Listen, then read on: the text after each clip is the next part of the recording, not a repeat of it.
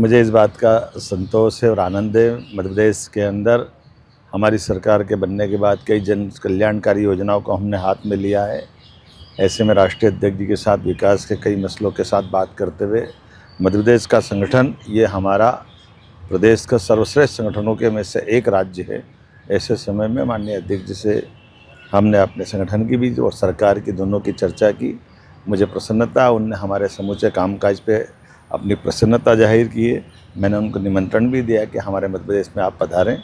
हमारे विकास के साथ साथ भविष्य में जो आने वाले समय में हमारे लिए सिंहस्थ सहित ऐसे कई बड़े आयोजन होने वाले हैं जिसमें हमारे संगठन और सरकार की महती भूमिका रहेगी।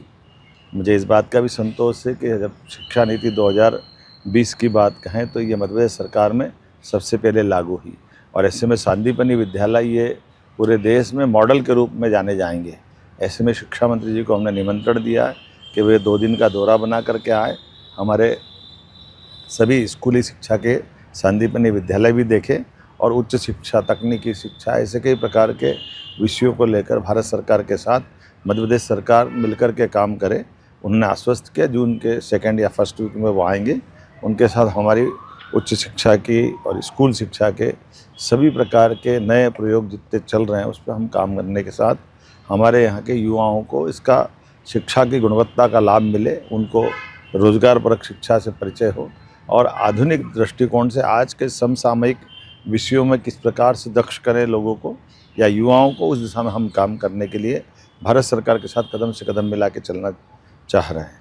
आज ही बंगाल में विधायक दल ने नए नेता का चयन किया है और ये हमारे लिए सौभाग्य की बात है।